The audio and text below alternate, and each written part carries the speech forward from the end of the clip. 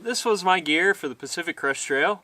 I started out with about a 6.6 pound base weight and ended up with maybe a 7 pound base weight with just a little bit of things that I had added along the way. I'm going to talk about the clothing that I used and what worked for me, and also I'll mention a lot of other gear that I have here that I think maybe in some cases I could have done better, but also ways that maybe you could adapt my kit to your own. So this was my hiking shirt on trail. This is a Columbia Silver Ridge Lite. I've been wearing these since like 2018, and it is by far my favorite hiking shirt.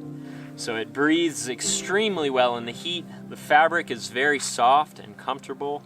I really love having the button up in front so that on a hot day I can open the buttons and really air out.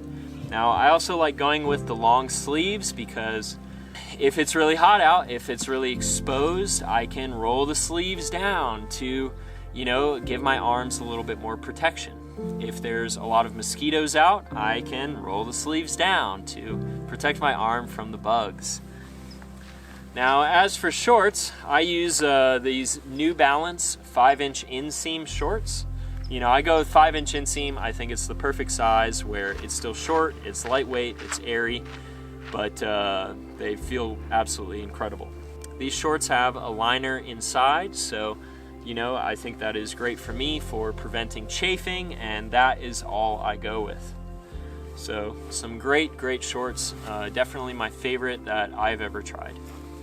Now the socks I used on the PCT, I started the trail in and I ended the trail in Darn Toughs. I feel like Darn Toughs are very popular and you can find them in most towns, so that was certainly convenient to kind of keep it going what you already been using. I personally found that I would get about like 500 to 600 miles out of a pair. Now I guess also pretty cool about the Darn Toughs is they do have a lifetime warranty. So if you happen to get a hole in them, you can ship that pair of socks to Darn Tough themselves and they will ship you back a brand new pair.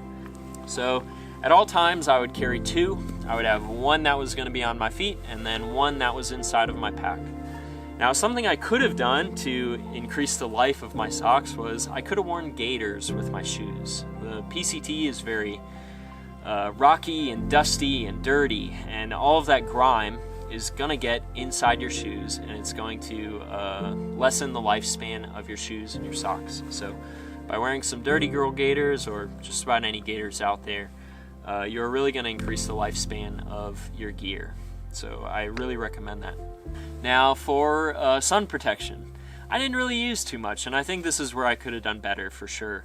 I just wore this baseball cap. I love this baseball cap. It's a fantastic running hat. It doesn't really provide the type of sun protection you're going to want in the desert. Something else I could have done instead is I could have used an umbrella. These are two different models. I have one with a silver outer layer, which I don't know, supposedly will keep you a little bit cooler in the sun and will reflect a little bit more sunlight. So, you know, I could have used this in combination with my baseball cap. I would have been happy with my baseball cap and then just had this really cool umbrella to go along with it. Let's go through some of my clothes for warmth. So my fleece sweater. This is the Kuiu Peloton 97. I've used it for quite some time and it's proven to be quite durable. So I guess what I like about it most is that I can hike in it without totally overheating when it is a little bit chilly out. You know, this is really best if you are just walking all day. You know, whereas when I am in camp, I am in my quilt. This thing shines most if you're just walking. It is really an active layer, and that is what I love most about it.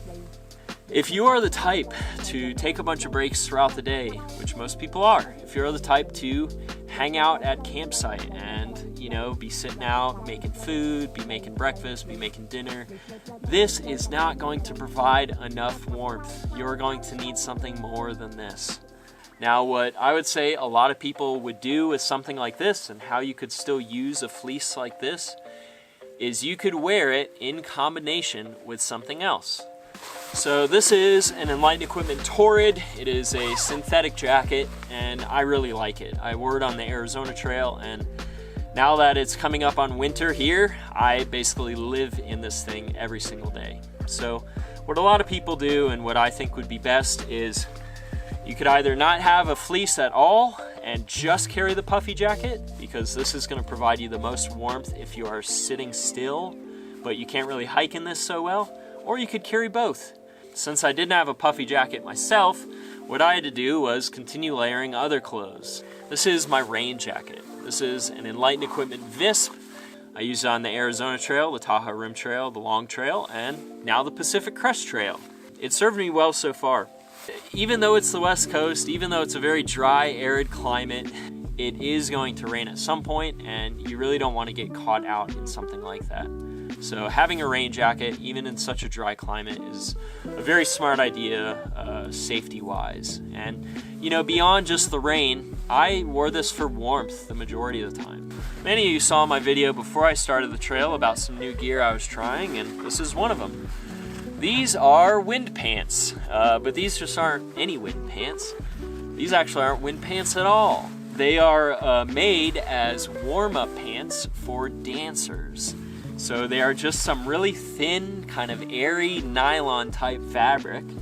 They're very lightweight, and what they do is they trap heat inside. They trap heat inside and maybe block a little bit of the wind on the outside.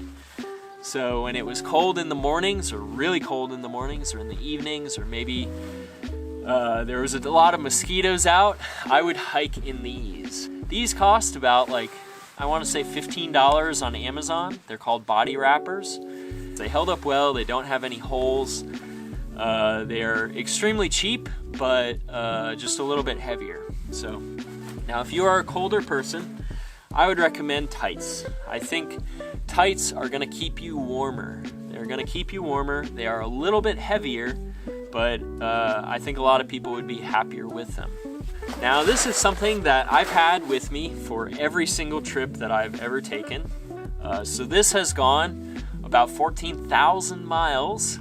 This is a fleece beanie from zpacks, and it's gone a long way.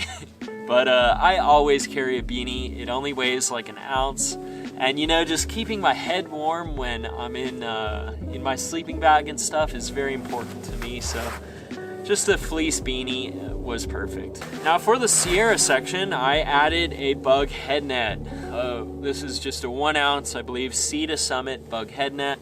You just put it over top of your hat, you know, and your hat kind of keeps it off of your face so that the bugs still can't get you.